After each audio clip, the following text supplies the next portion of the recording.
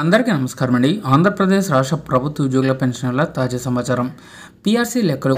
So యాక్చువల్గా మనకి 12వ PRC అనేది 2023 జూలై 1 నుంచి అమలు కావాల్సి ఉండగా సో ఇప్పుడు వరకు అమలు కాలేదు. అంటే ఇంకొక నెల రోజుల్లో సంవత్సరం అయితే పూర్తి కావస్తుంది.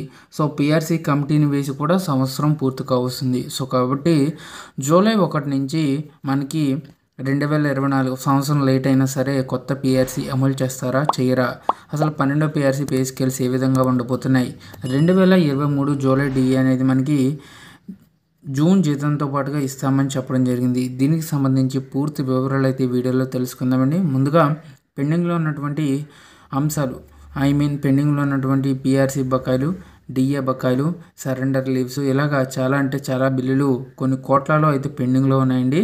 సో ఒక్కో ఉద్యోగికి 2 నుంచి 3 లక్షల వరకు ఈ పెండింగ్లో ఉన్నటువంటి అమౌంట్ అయితే ఉద్యోగులకి జమ కావాలి. సో కాబట్టి అటు వారందరూ కూడా వీడియోని లైక్ చేసి మీ తోటి ఉద్యోగ మిత్రులకి వీడియోని అయితే షేర్ చేయండి.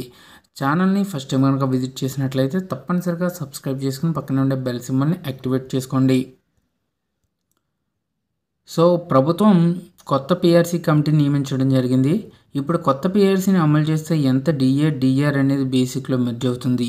సో 12వ పీఆర్సీ ఎప్పుడు అమలు చేసినప్పటికీ జూలై 2023 నాటికి ఎంతైతే డిఆర్ ఉంటుందో అంత శాతాన్ని కూడా బేసిక్లో మెర్జ్ చేస్తారు.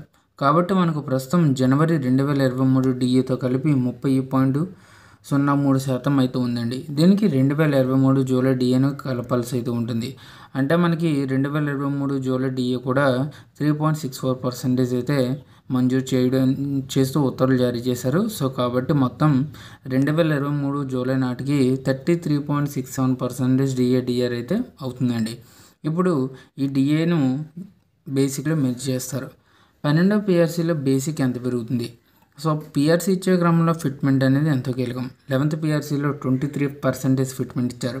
అయితే ప్రస్తుతం 30% ఫిట్మెంట్ ఇస్తారు అని భావిస్తే జూలై 2023 నాటికి డిఏ అనేది 33.67% అయితే ఉంటుందండి. ఇక ఫిట్మెంట్ 30% కలిపితే మొత్తం 63.67 బేసిక్ పే పెరుగుతుంది.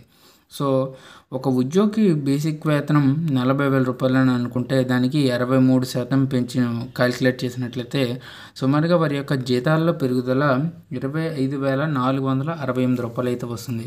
సో కాబట్టి 40,000 రూపాయల జీతం ఉన్న వారికి 65,468 కొత్త పీఆర్సీ ద్వారా లభిస్తుంది. కాబట్టి సాధ్యమైనంత త్వరగా యాజ్ సూన్ యాజ్ పాసిబుల్ పీఆర్సీని అయితే అమలు చేయాలండి.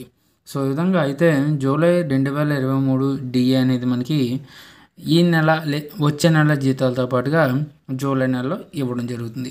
సో ఇదండి ఇవాల్టి ఎంప్లాయీస్ సంబంధించిన తాజా updates. For more updates subscribe to our channel. Thank you.